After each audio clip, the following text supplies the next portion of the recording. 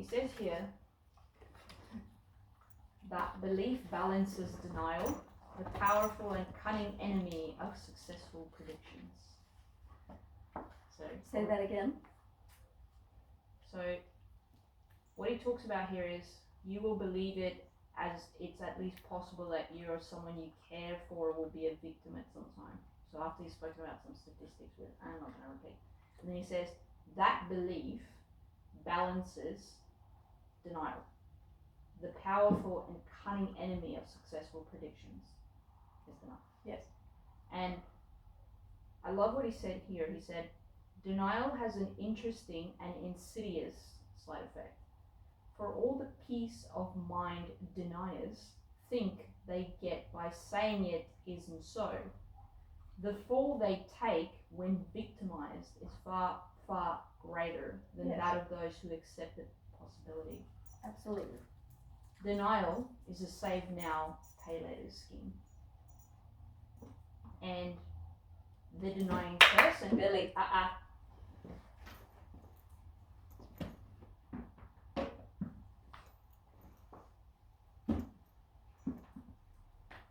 Billy.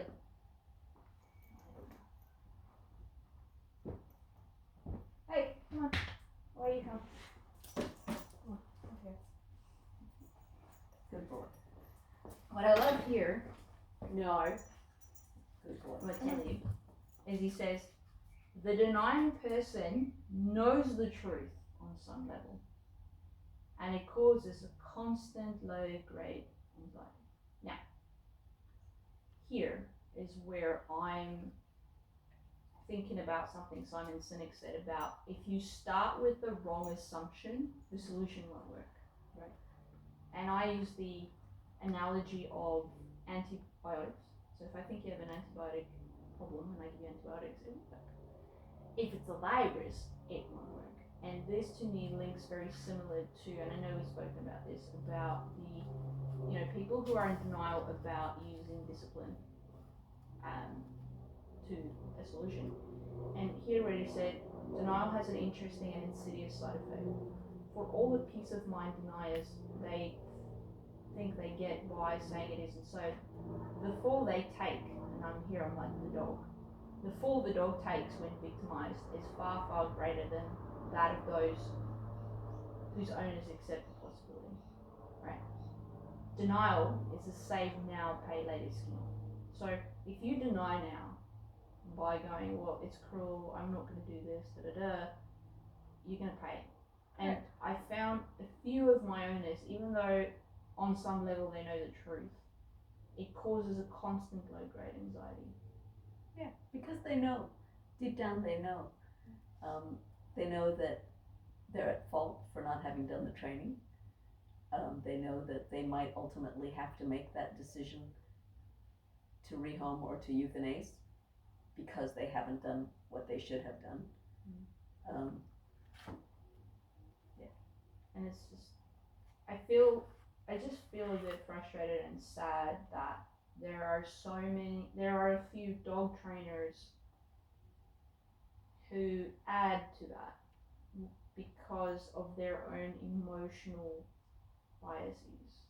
And I know I'm not going to change that. And this is where for me it's more about having that network. So I actually drove past another dog trainer on the freeway, and then I looked at literally on the back of their car it said balance training, and I was like, ooh. Yes. So, and then I looked at their Facebook page, it's not balance training. So I don't even know why that person used that word, and it's all like fear free falls free, and I'm like, that's not balanced.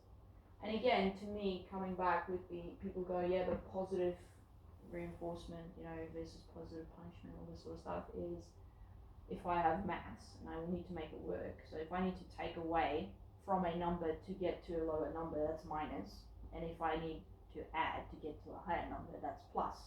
And I think again, it's so easy to use the intelligent gibberish to confuse and play on the emotions of the layman to make people come to your banner, if you will. And I'm like, dude, we're actually on the same team. I remember reading that on one of your things. The one about the what if I told you the left wing and right wing's the same bird? Yeah.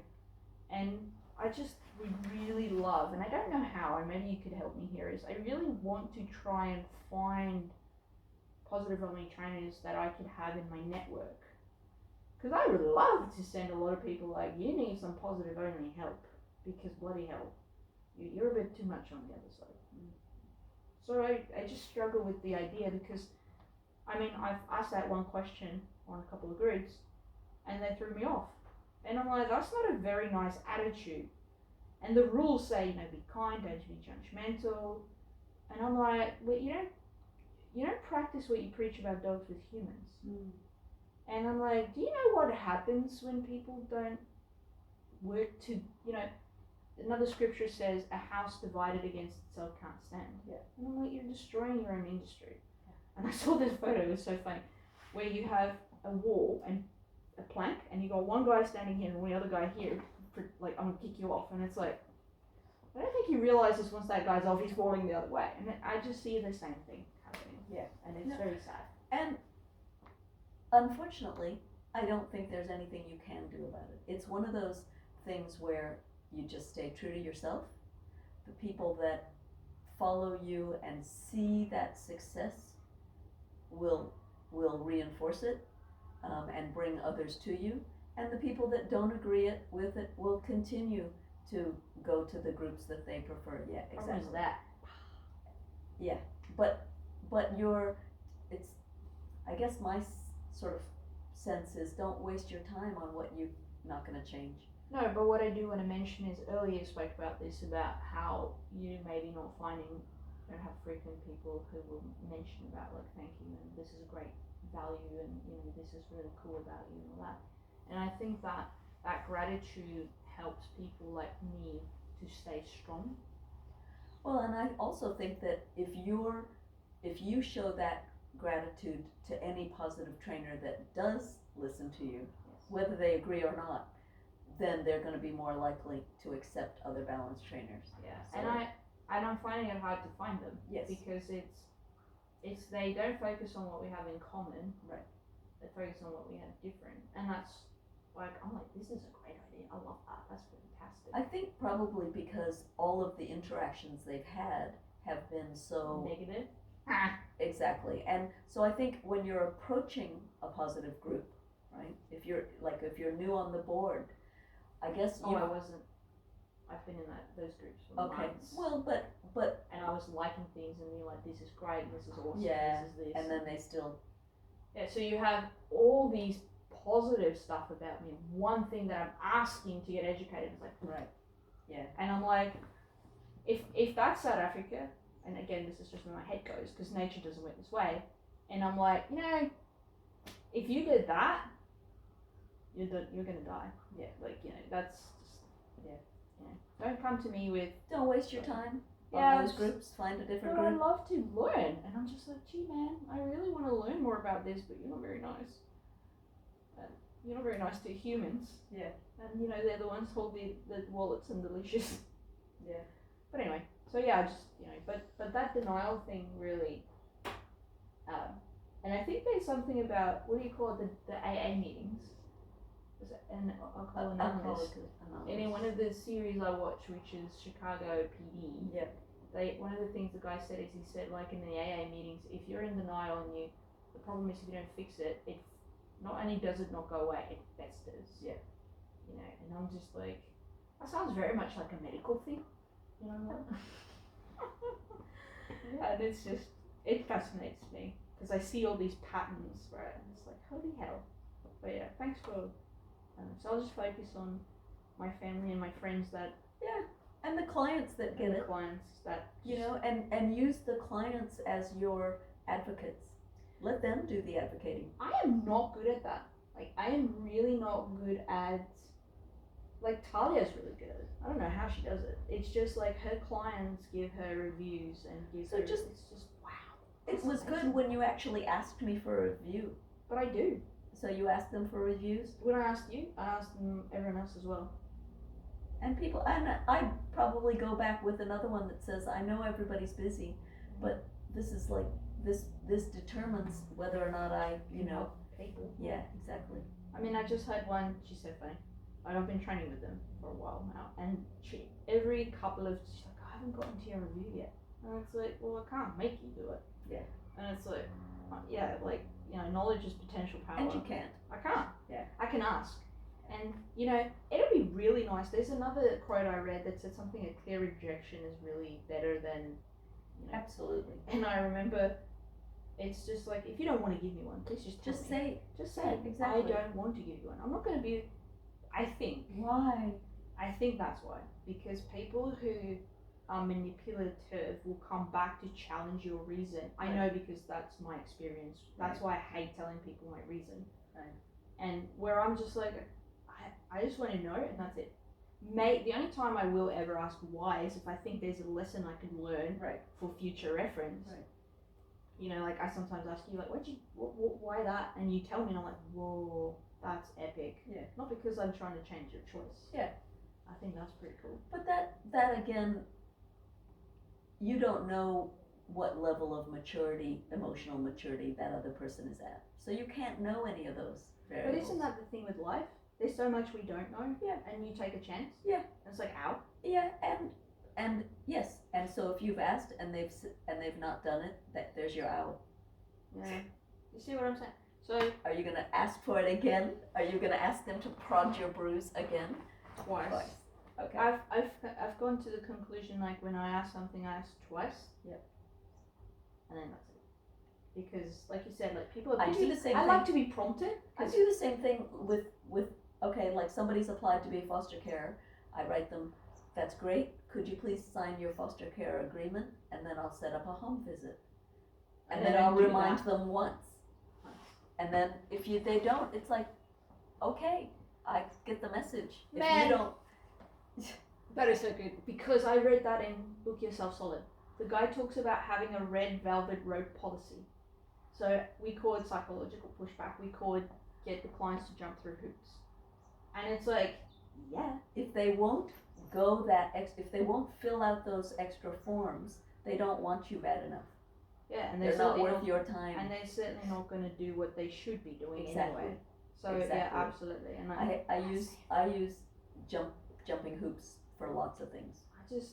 I'm working on a blog or a video at the moment called "You Need a Bouncer for Your Business," which is why I want that, because it's really cool. Like there's a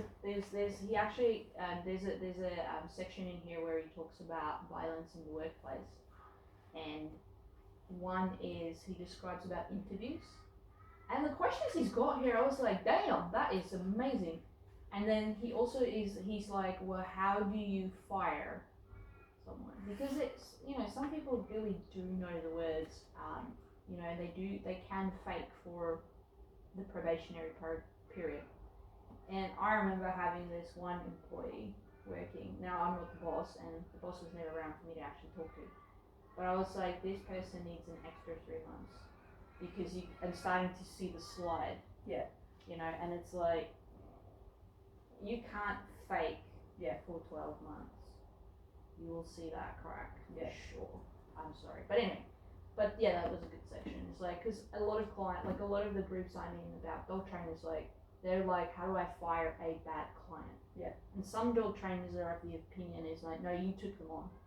You know, and me, I'm like, if you're not going to be a benefit, if you're not benefiting me and you in the long run and your dog, I would rather take that resources and spend it on the 5 clients that actually want to. Absolutely. So by refining your bouncer or your red velvet or your hoops before they start working with you, you will limit those people. Correct.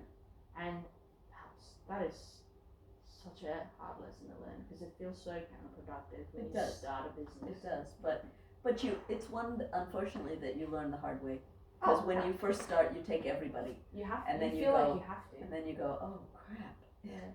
But and then you get a little bit pickier. Oh yeah, because now you feel like you can.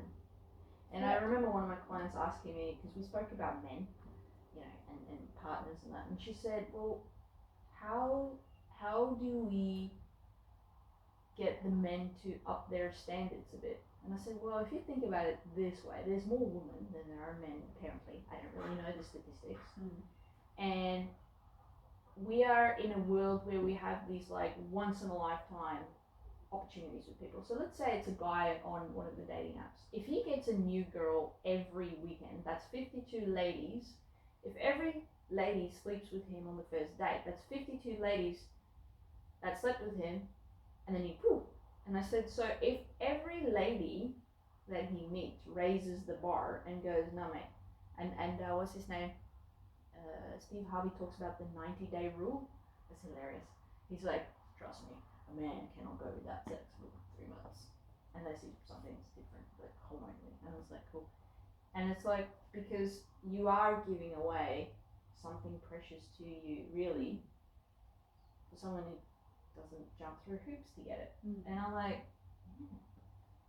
so that's an interesting thing. But you're always going to get that one insecure lady. You're always going to get that one inexperienced lady. And these people with these intentions, and this is what this guy talks about with intention, you know, some people have no idea. Some people have sinister intentions, but others have deadly intentions. And this is why he talks about intuition, which I love, especially for women. So I recommend this to every woman I meet. I recommend it to every trainer I speak to, because intuition has saved me from a couple of dog bites. Potentially bad ones, you know, enough bad ones that I might have had to stop training. And it's like, I don't want to be rude. I'm like, bloody hell, my safety is my responsibility. I will be rude because I have another 150 other dogs that I need to help in the future. I don't care about you. I was just thinking, you know, this guy that I'm going to call, one of the things I'm going to be saying is that part of our decision of whether or not to take a dog on is whether or not we're putting our foster carers at risk. And it's just not a chance. It might be a chance I might be willing to take for myself, but I can't take it for my network. You know, I got families with kids, and so and that's not something I'm going to apologize for. It's the same thing like if I'm marrying, you know, if I'm married to Greg and I have to then be more careful which dogs I take. Yes. Because I have because to he's at Greg. risk. Yeah. And that's really important to me. Yeah. So, of course, the opposite end of that is if Greg doesn't listen and gets bitten, that's not my problem at the moment. Do you know what I mean? Like there's a trade-off. Yeah. So it's just funny. And I guess that's life, right? We're always like trying to find equilibrium. We're like, bloody hell. And it takes time and there's like a teething period. And you cannot control all the variables. The only variable you can control, you know, is... That's still such a hard lesson to learn, because... It is. What do you do when you're in your limbic system? It's like, you can't control your limbic system. Then you need to recognize it and change your breathing so that you get out of that system, right? Isn't that how you change? Well, in RPM, we change our breathing. RPM?